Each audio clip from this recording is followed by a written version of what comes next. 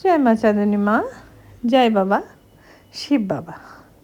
মানে মানুষ কত রকমের হয়, মানুষ কত রকমের হয়। আমার মা বলতেন, তুই কত যে মানুষ দেখলাম, হ্যাঁ, চেনা বড় দায়। সেটা বড় মানে সায়েন্টিফিক কথা না, মানে মানুষটা কীরকম, মানে নেচার ওয়াইজ আমরা ছোটোবেলা থেকেই জানতাম মানুষ নেচার অনুযায়ী দুরকম হয়, যেমন ইন্ট্রোভার্ট আর এক্সট্রোভার্ট।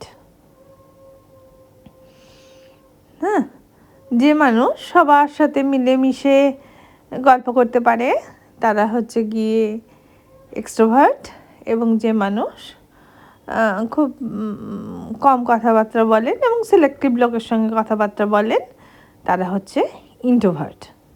আর কিছু মানুষ আমি দেখেছি, আমার জীবনেও দেখেছি, যারা স্পেসিফিক মানে কিছু মানুষের সঙ্গেই কথা বলেন, বাকি কোনো মানুষের সঙ্গে তারা কথা বলেন না, কিন্তু তারা কিন্তু পুরোপুরি সুস্থ। দুনিয়া তাদের তকমা দেয় যে এদের মাথা খারাপ বা কিছুও, কিন্তু এরা কিছু কিছু মানুষের সঙ্গে খুব কমফোর্টেবল ফিল করে। তো এরকম মানুষ আছে। যেমন একটা গ্রামে আমরা গেছিলাম, সেখানে একজন ভদ্রমহিলা আছেন।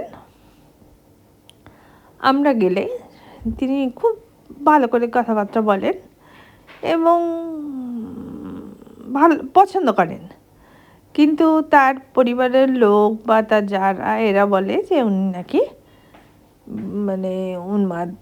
আর উনি হাউস ওয়াইফ, যেহেতু কোনো চাকরি বাকরি করেন না, সেহেতু বলে উনি উন্মাদ এবং মানে উনি কার সাথে কথা বলেন না।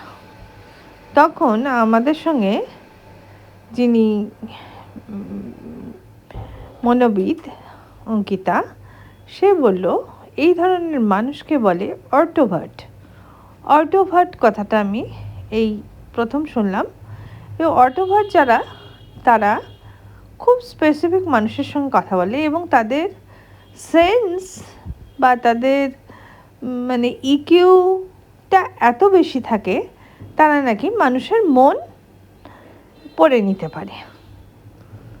তো তারা খুব সিলেক্টিভ হয় এবং তারা বেশিরভাগ 99% লোকের সঙ্গেই তারা কথাবার্তা বলেন না, কোনো রকম তাদের সঙ্গে কোনো জেস্চারও দেখান না, তারা এই ঝুটমুটকি দুনিয়ার থেকে দূরে থাকেন। এরকম মানুষ আপনি কি দেখেছেন? না, হয়তো দেখে থাকতে পারবেন। আমি দেখেছি, যার জন্য আমি বলতে পারবো এই অটোভার্ট মানুষগুলো নিজেরা প্রচণ্ড সৎ এবং ভালো মানুষ হন। তারা কোনো রকম সামাজিক কারোর ক্ষতি চান না এবং নিজেরাও খুব আনন্দে থাকেন। নমস্কার।